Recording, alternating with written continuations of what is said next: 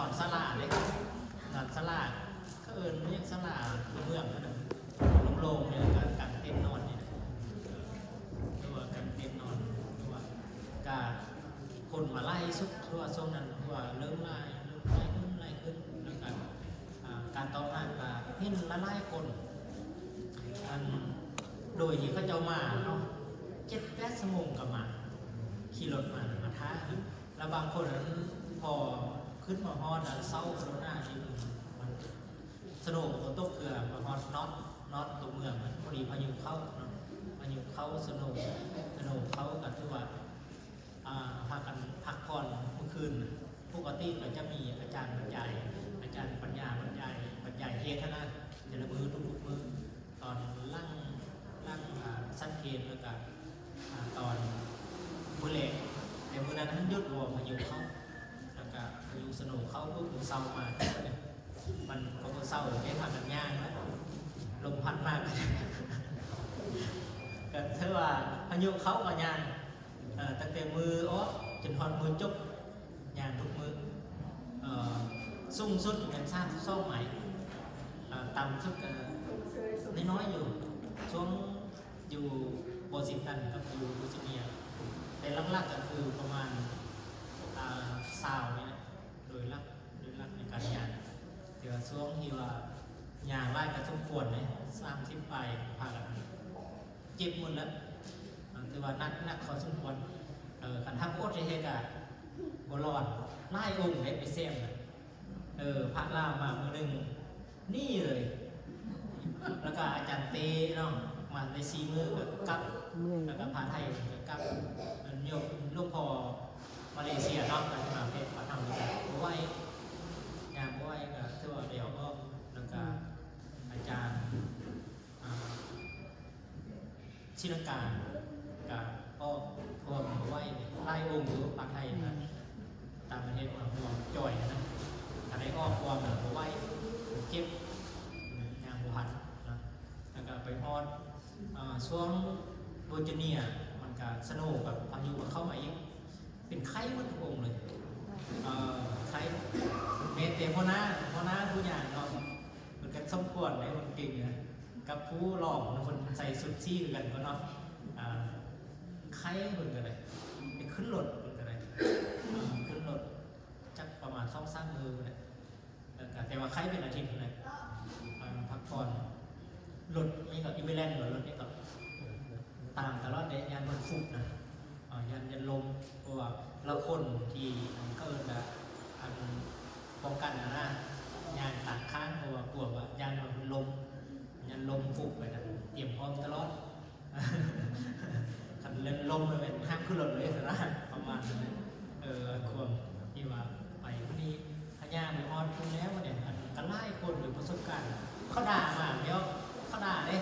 ได้คนก็ได้เลยได้กินรถมาเขาด่าแต่ว่าบอกกัน thank you เลยเขาห้องไว้แห้งอะ thank you ห้องเลยเข้ามา thank you นี่คือเราเข้ากับบริษัทต่อนะเข้าในห้อง thank you เลยนี่บางค่ำมันตะบากกับปูมูได้เราบอกเข้าย่ำเบายังไงนะ thank you เดียวนะอันนี้คือประสบการณ์ในการไปพอแต่สิ่งหนึ่งที่เห็นก็คือข้าเจ้ามามีความตั้งใจมาฟังนะสันติภาพนะย่างเพื่อย่างนะย่างเพื่อสันติภาพของข้าเจ้าเราเป็นต้องมีผลประโยชน์เนาะควบเท่าเทียมกันมันบอกแต่ว่าสันติภาพในพุทธศาสนาต่างกันเนี่ยก่อคนที่มาได้เนี่ยส่วนอุบัติเหตุพ่อจันทร์ตามเนี่ยก็เป็นจุดเริ่มต้นสื่อแต่ว่าพอเขาจะมาฟังว่าสันติภาพของพุทธศาสนาเป็นอย่างไรอาจารย์บรรยายอาจารย์นั้นปัญญาบรรยายเน้นนักในการเขามาเบิ่งตัวเองคือว่าให้มีสติในการใช้ชีวิตเนาะเราใช้ชีวิตก็การยืนยางนั่งนอนเขาเนี่ยนะเขามีสติในการใช้ชีวิตตลอดเวลาแล้วก็มาเบิ่งลมหายใจเขาอานาปานสติเหมือนว่าลมหายใจเขาหายใจเข้ากับงูหายใจออกกับงูและมันต่างจากสันติภาพข้องที่คนทั่วโลกนี้ที่ ที่ว่าฮูนั่นหรอมันนี่พอฮูเพราะว่าเมื่อใดที่ตัวเองเฮานี้มีสุขตัวเฮาเลยล่ะมีสุขแล้วมันครอบครัวญาติพี่น้องหรือว่าแม้แต่ชุมชนประเทศไปให้มันมีความสุขพอทุกคนมีความสุขสันติภาพมาโดยอัตโนมัติสิ่งที่คนเรียกร้องว่าสันติภาพที่ว่านั้นมันเป็นพ้นแล้วนะการที่จะไปเรื่องพ้นโดยสันติภาพเป็นไปได้ยากแต่สิ่งที่สำคัญคือคนบอกให้ว่าให้มีความสุขในใจเราก่อนเมื่อไรที่เรามีความสุขปุ๊บมันแผ่ไปเรื่อยๆมีความสุขทุกคนมันการสุขไปโดยอัตโนมัติโบจะเป็นต้องเรียกร้องมันวันนี้มันแตกต่างกันเขาเจ้าก็เลยมาสนใจในอันคำว่าสันติภาพของพุทธศาสนานี่เพราะว่าอเมริกาชนไทยก็มีแต่งานเนาะงานผู้บางบริษัทผักให้มาเบิ่งเลยมาฟังมาอย่างไรเขาเจ้าคนมาก็ได้ถือว่ายุดงานเลยครับยุดงานฟังโอ้กับอนุโมทนาเขาเจ้าเลยเขาเจ้าบอกว่าอันพุทธศาสนาครับไล่คนบอกฮูเลยพอเขาไปสิเขาเจ้าฮูแล้วก็สนใจไล่พุทธศาสนาก็ถือว่าดีใจกับเขาเจ้าอยู่แล้วก็ดีใจกับตัวเองที่ว่าได้ห่วงบุคคลวันที่ได้ไปนะก็ตัดสินใจการถือว่าเป็นบุญอันยิ่งใหญ่เนาะแล้วอีกเรื่องอาตมาดีใจ ชื่นชมเขาเจ้าแล้วเวลาเขาเจ้าฟังคนมาเป็นหมื่นบ่มีเสียงเขาเจ้าตั้งใจฟังทุกบอลเลยอันนี้ตั้งแต่เริ่มต้นไปคนเป็นพันนับเป็นพันเลยแหละขึ้นไปหอดเป็นหมื่นไล่สุดน่าจะเป็นแสนอันที่ว่ามากนะแต่สิ่งหนึ่งที่จะบาดเห็นคือมิ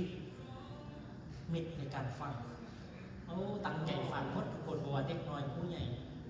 เห็นแล้วก็ชื่นชมเคารพในความเป็นวัฒนธรรมของ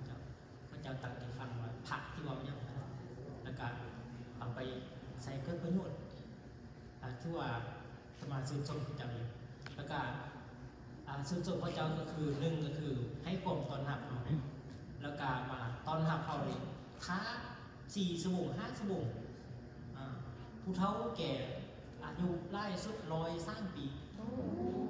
ออกมาแล้วคนป่วยคนยังกับใส่ยาเนี่ยเขาออกมาเต็มแล้วคนพิการคนยังเต็มมืดว่ายืนท้าเห่านะก็ถือว่าได้ประสบการณ์ใหม่ๆแต่ว่าส่วนที่ว่าคนประท้วงก็มีอยู่หรอกแต่น้อยเด็กผู้เดียว2 คนนะเขาเจ้ายานที่ว่าเป็นดึงกับคนเขาเจ้ามาเข้าในศาสนาแต่อาจารย์ปัญญาเขาบอกเราโบราณต้องการให้ผู้ใดเข้ามาศาสนาแต่ต้องการให้บุคคลเอาไปปฏิบัติเพราะว่าคำสอนพุทธศาสนานี้โบเกี่ยวกับว่าพุทธศาสนาใดเมื่อใดที่เจ้าปฏิบัติพวกทุกคนมีลมหายใจเขาออกมันว่าทุกคนสามารถที่จะเลือกสุขหรือทุกข์ได้แล้วก็สามารถปฏิบัติโดยตนเองเลยการใช้ชีวิตทุกคนกันมันมีอยู่แล้วคนเลยบอกว่าตัวนี้ก็เลยทุกคนก็เข้าใจพอเข้าใจปุ๊บเซิร์ชจนกว่าพยายามไม่บอกเอาจะไปแต่ละเรือก็จะไปยืนเซิร์ชนอนเซิร์ชเขาจะกับตอนทำดีพอไปโดยว่าบริต้องการให้เขาเจ้ามาบริเพศเหตุพุทธศาสนาแต่ว่ากับเพื่อเพศศาสนาโดยทางปลอมเลยว่า1เห็นเสื้อเห็นผ้าเป็นสีเหลืองเห็นผักก็ถือว่าฮู้เลยว่าเป็นบุดิษเนาะเป็นม่านบุดิษวันนี้ข้าเจ้าก็จะฮู้แต่ในนามที่ว่า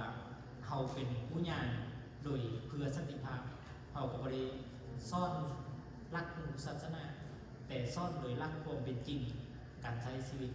แล้วก็ให้ทุกคนกลับมาเบิ่งตัวเองให้ไล่แล้วก็ให้ตัวเองมีความสุขให้ได้แค่นั้นเองอันนี้คือหลักธรรมที่ว่าสำเร็จให้มันคนมาสนใจเนาะไล่คนก็สนใจเลยก็ยอมรับอยู่การที่ว่าเป็นบุญของตัวเองแล้วก็เป็นบุญของหมดทุกคนเนาะแล้วก็โดยเฉพาะการคนโยมเราอนุโมทนาเด้อที่ได้มาห่วงวันนี้การปิติยินดีเลยนะครับแล้วก็